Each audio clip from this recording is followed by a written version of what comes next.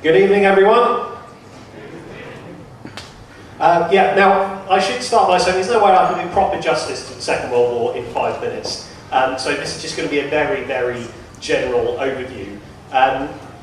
With the Second World War, there were two main theatres. On the left, you've got the red circle, which is Europe and North Africa, centred mainly around Germany. And on the right, you've got the blue circle, which is the Pacific theatre, which is centred mainly around the Empire of Japan.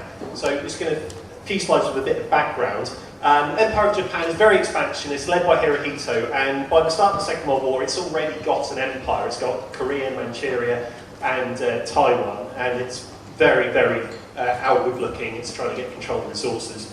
In Eastern Europe, you've got the Soviet Union, led by Joseph Stalin, which again is also expansionist. But Stalin became essentially dictator of the Soviet Union and strengthened his position with the Great Purges, where he killed or exiled hundreds of thousands of people. So he weakened the USSR. Now, Nazi Germany came to power. You really have to look at what happened in the 20s.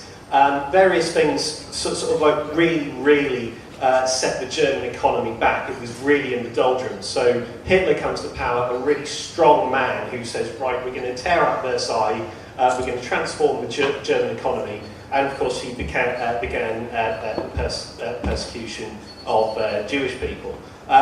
Germany expands by annexing Austria. Neville Chamberlain tries to appease Hitler, proclaiming peace in our time. But Hitler invades Czechoslovakia, and the invasion of Poland starts the Second World War.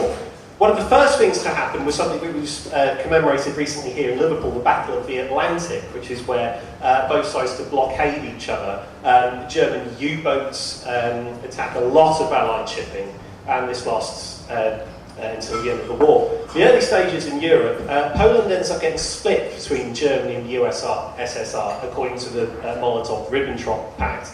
And of course, Winston Churchill replaces Neville Chamberlain.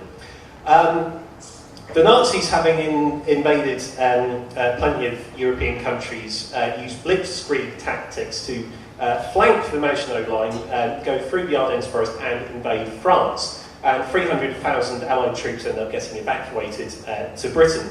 But to invade Britain, Hitler needs to control the skies. So the Battle of Britain started between the Luftwaffe, German Air Force, and the RAF. The Luftwaffe failed to destroy the RAF, so they turned to civilian targets instead, and that starts the Blitz. Then you have a massive game changer. Hitler invades the Soviet Union in Operation Barbarossa. The Soviet Union is massively unprepared for this, and the Nazis make huge gains, almost getting to Moscow, sieging Leningrad. Meanwhile, over in the Pacific, the Japanese want to neutralise any sort of threat from the USA, so they not only attack Pearl Harbour, they also attack Hong Kong. This is huge because it brings the USA into the war. The USA was neutral before this. Over in Eastern Europe, the USSR fights back. You have the Battle of Stalingrad, Battle of Kursk, which I think was the biggest tank battle ever. Huge losses for the Nazis, real turning points in the war from which they never recover. And the USSR just gains huge amounts of territory. Shortly after that, the Allies land in France in what's become known as D-Day, June 6, 1944. And as the Allies in the West sweep into Germany from Normandy, and the Russians make their way towards Germany, concentration camps liberated, and that reveals the obviously huge and horrible extent of the Holocaust. So the Battle of Berlin, the battle to take Berlin, is actually pretty much done exclusively by Soviet troops, and it ends up with the red flag flying over the Reichstag, Hitler committing suicide and ended up in a ditch covered in petrol on fire, and that's where we celebrate the E-Day. But the War of the Pacific is still going on. The US military goes on what's called island hopping. They end up hopping from Iwo Jima to Okinawa, and the Japanese resort to kamikaze tactics, flying their own fighter planes into American ships.